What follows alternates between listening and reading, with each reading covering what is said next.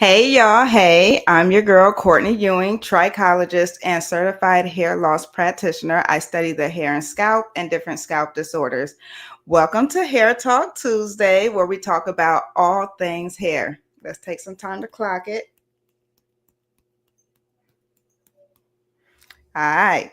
And today's discussion is the same as last week, but part two, the history of Black hair. We are going to get into the nitty gritty of the situation. Hold on. Boom. This should say part two. My bad, it doesn't.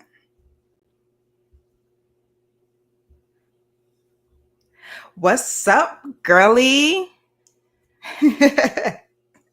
How you doing?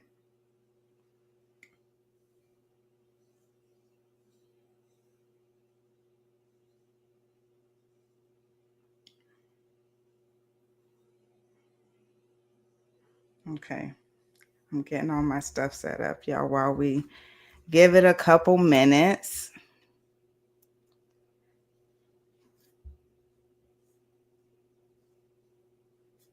How y'all doing? How y'all doing? How y'all doing?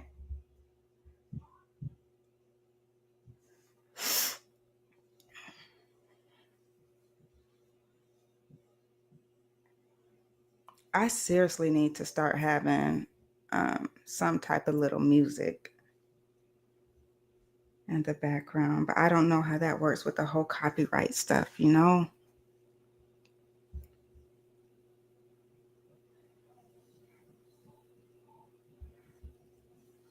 Okay. That's good. I'm glad you're doing great. Let's get into this. Okay, so this is what we went over last week. We'll do a brief little breakdown. Hair carried messages in most West African societies. You could tell someone's age, marital status, religion, all that stuff, just based off of, how their hair is. You could look at somebody's hair and be like, hey, I know your people's. Um, They admired long, thick hair. And remember, it couldn't just be, just long, thick hair. It had to be clean, it had to be neat, and typically in a braided style. Um, a woman with longer, thick hair, she symbolized prosperity, a green thumb for farming, and many healthy children. What is it with the whole children stuff? Anywho, um, unkept or neglected hair meant there was something wrong with the woman. She was either depressed, bereaved, loose morals, habitually dirty, or insane. Like, that's how far it was. That's just what it was. Hair was held to a high standard. Why? Because hair was the highest point of the body. It was thought that messages from the divine or the heavens would pass through the hair to get to the soul. That that is so deep. I love it. Okay. Okay, Anaya. Um,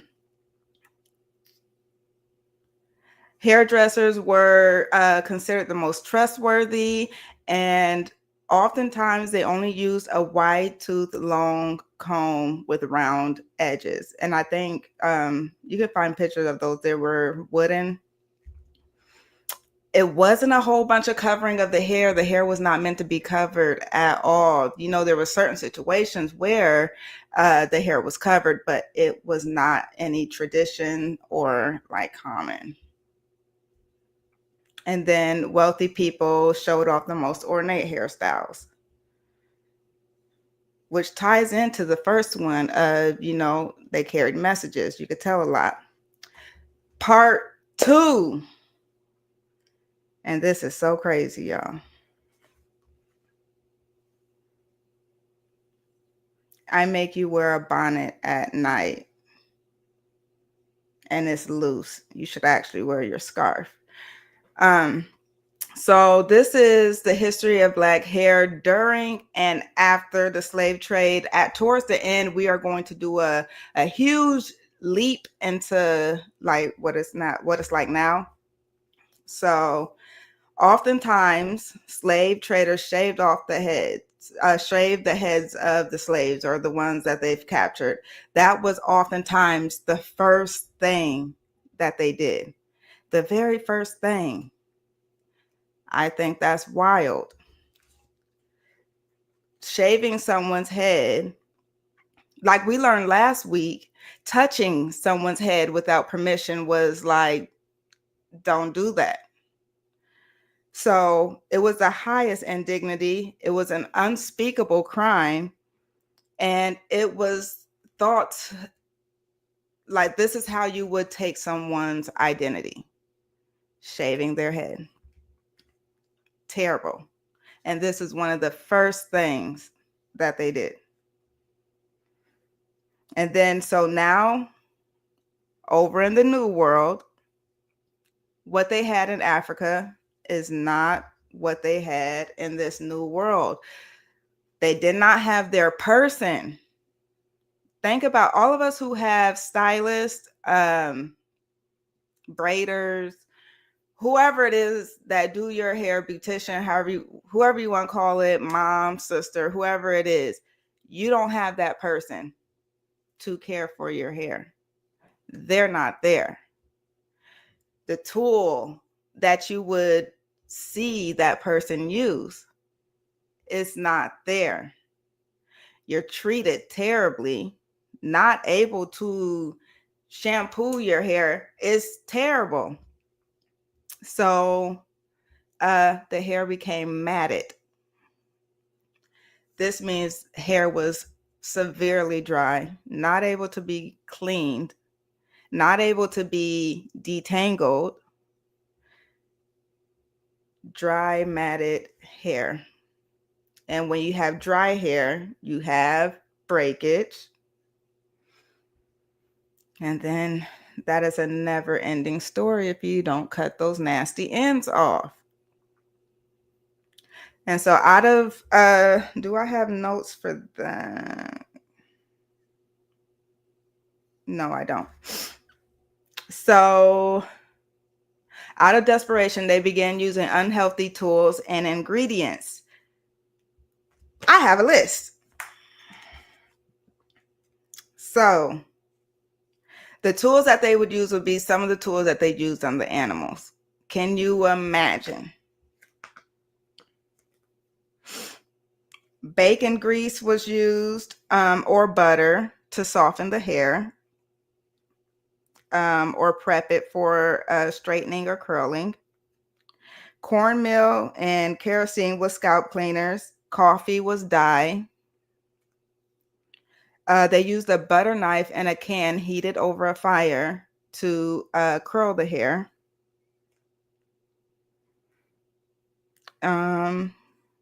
Men used wheel axle grease or axle wheel grease. Vehicles are not my strong suit, but they used that to slick their hair back. Men's hair was typically kept short, and they would use the grease to slick it back. And then lye mixed with potatoes became the hair straightener. These two ingredients could also eat the skin off of somebody's head. And then so that was out of desperation, just trying to be able to do something. Because, when you look good, you feel good. And when you feel good, you do good. So next, patchy hair loss, breakage, scalp diseases like wingworm became common. Again, they were not able to shampoo their hair or cleanse their hair how they were supposed to, or how they were able to back home. Were not able to do it. And so also they would find whatever they could to cover their hair from shame and embarrassment, because the state of their hair showed the affliction that they were going through. So they would use anything to cover it. Not to mention a little Miss Ma'am would also make them cover their hair. Slave master wives would make them cover their hair because they believed it enticed the men. You know, I guess. Or they knew the power that we had with our hair. They knew the relationship that we had with our hair. It was a strong relationship that we had with our hair.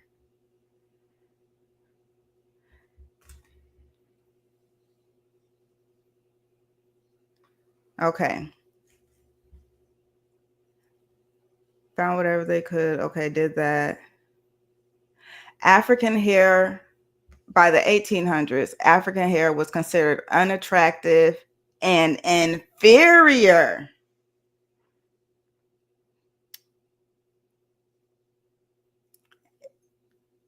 Can we get thoughts on this? What's your thoughts? Unattractive and inferior. I so believe this.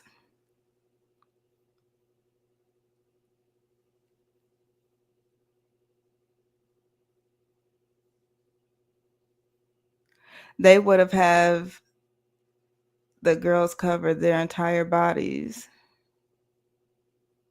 Yes. Yes. Yes. Cause we have we just got the juice. So yeah, tough time. So by the 1800s, black hair was considered unattractive and inferior. And I actually do have notes on this because it went on. Black women began to view themselves as ugly. This feeling was passed on to their sons and their daughters. They were able to rest on. It is really sad, and it was engraved in us. Oh my gosh! So, y'all, it really was. That's why I say I so believe that, and I do believe it was passed down. So, me, for instance. I used to so as a kid, as a little youngin, I'm being very vulnerable with y'all. So be very easy with me. I used to think I was ugly. I was, super dark. I had this unruly hair, like wires. And that was just not a good look. And then it goes down to the whole good hair, bad hair. Like that seriously was a thing. You would look at other girls, especially the mulattoes. Oh, you got that good hair, that wavy hair, that tangle wear hair, that scrunch up how hair. Like, so they had that. And then here we are, struggling, but it's only because we do not know how to properly take care of our hair. Once we get over that hill, it's slight work, and it's self-care, and it's self-love. I said it before. When you look good, you feel good, and you feel however it go. When you look good, you do good. Y'all, I just forgot it.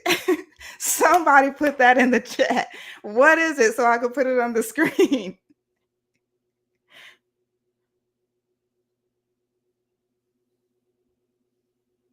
You gotta grow you gotta grow into it. Because this world will have you thinking you just ain't nothing. And then you find out you all that and more. You just say, I'm all that and a bag of chips.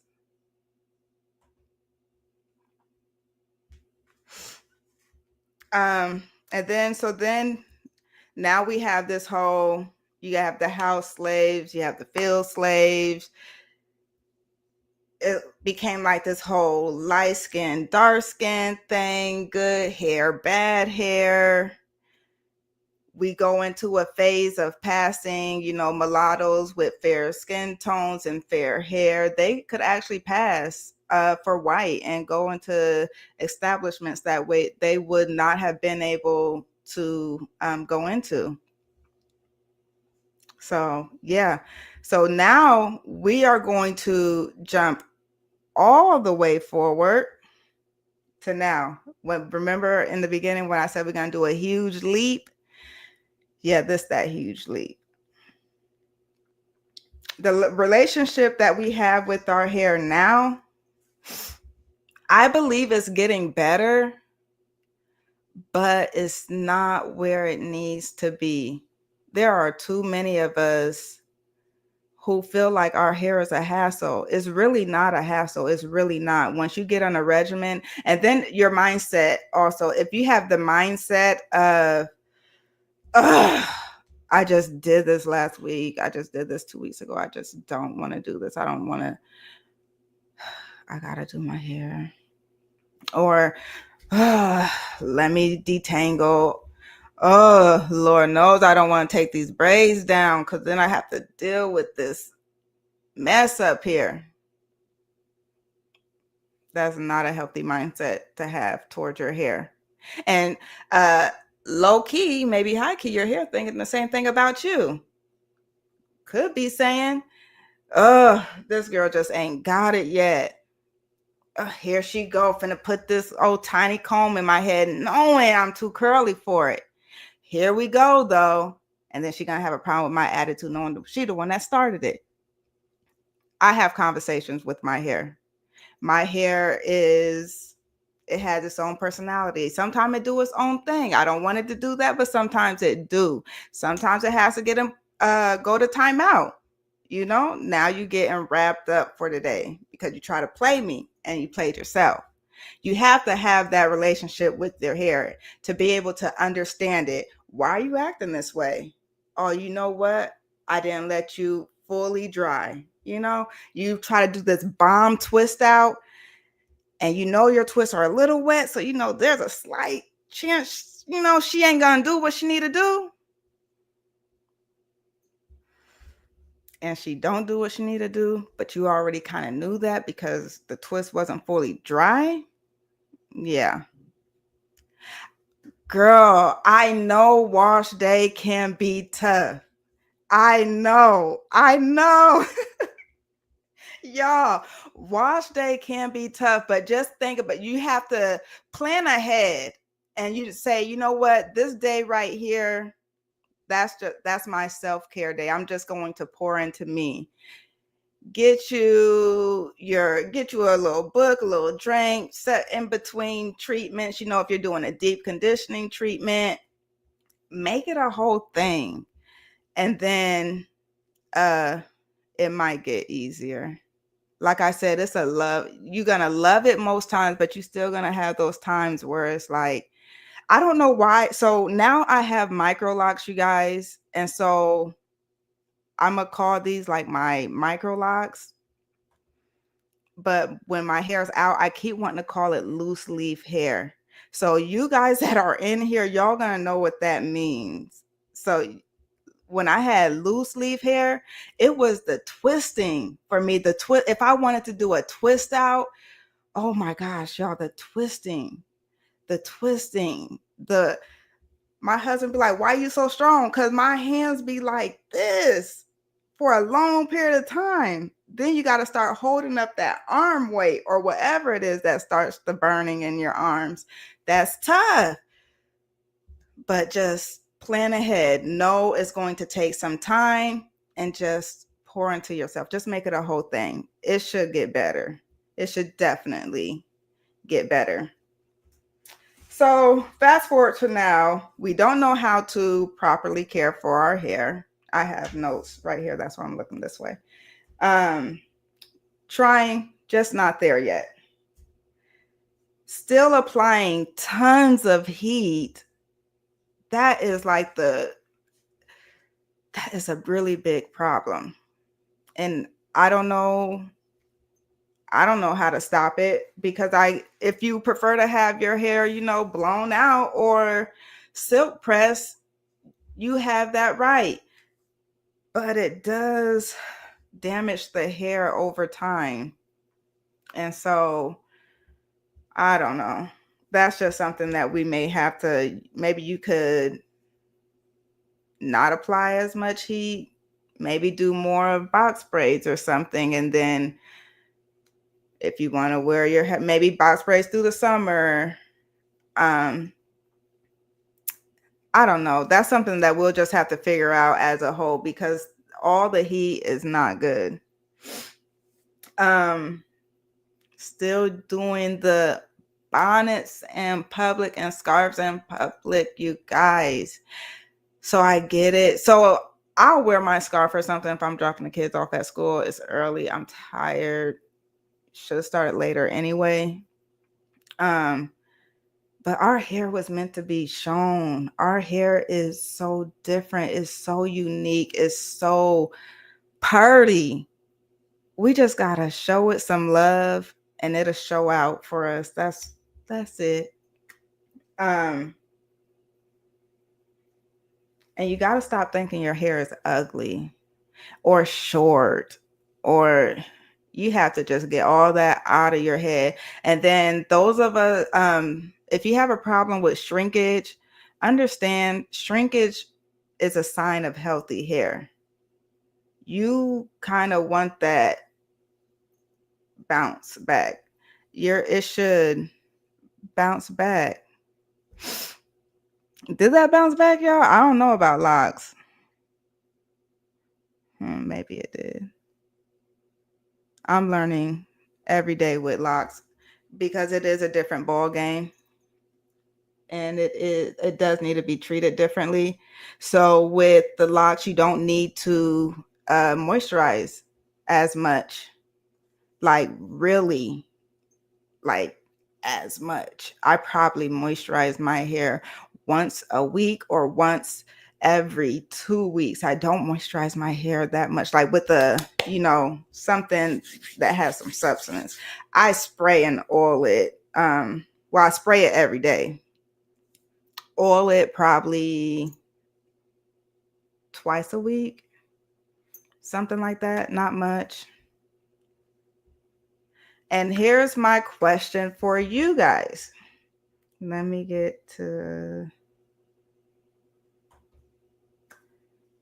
what does hair mean to you? These are just like different little categories or just stuff to help you think about what hair means to you. If we can put it in the comment section.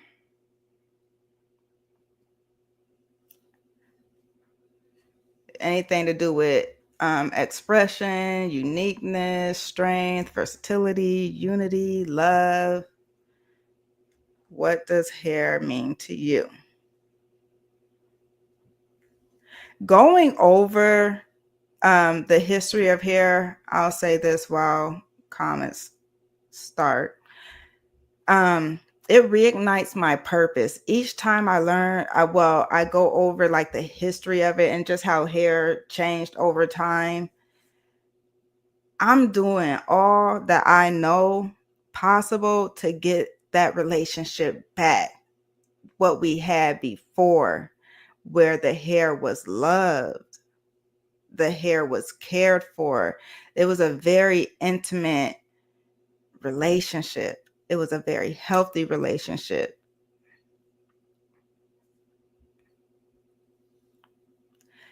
Never really. So, okay, so this is probably a deep thought question then. I say for me, the biggest thing would be expression, which also kind of ties into the identity piece, just, making you who you are.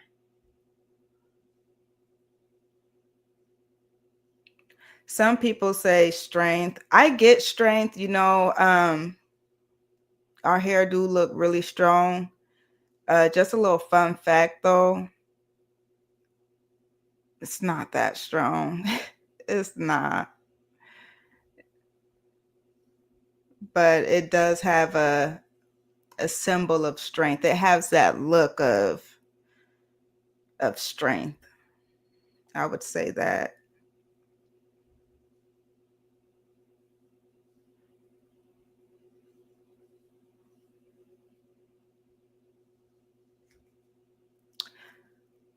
So there's that. We finished, a little early. We have 5 minutes. As if anybody has any hair questions, it does not have to pertain to this topic at all. Just anything that has been concerning you with your hair or your scalp, this is the time to throw it out there.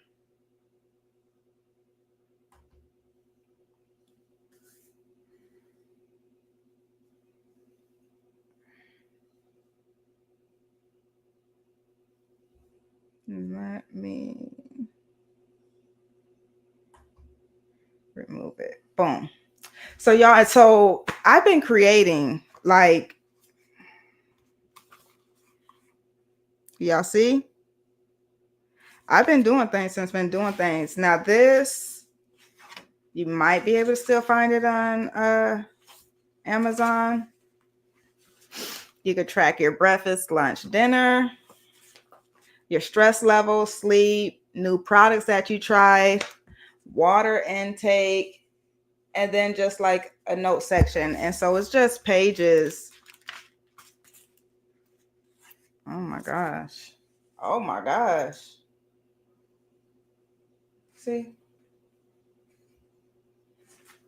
Just to keep track of everything, so that when you start your healthy hair journey, you probably should keep a journal, whether it be on your phone or like a book, something tangible, because you want to keep track of like how your hair is reacting to things. So say you try a new product, you write down the new product that you tried right here. So then, and you put the date on there so you know when you tried it. And then if your hair gets drier or you notice it's flaky, just something, you know what you used and you know not to do it again. If you have you give products 3 months. Your hair cycle is 3 months long. Give it 3 months. If you have a reaction before 3 months, obviously stop it. Had this, and this is just a journal.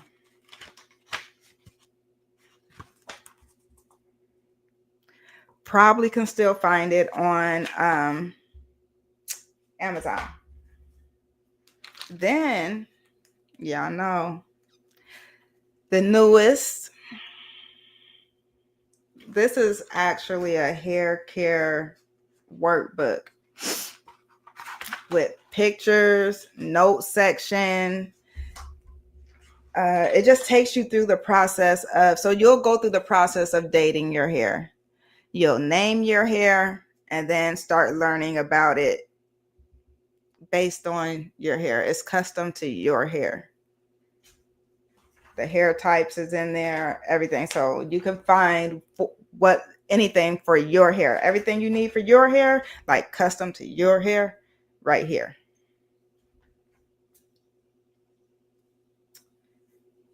So until next time, I'll catch y'all next week for Hair Talk Tuesday. We'll have I think a good topic. I don't know. I'll come up with something, something good, something juicy. But until then, I'll see y'all next time. Bye.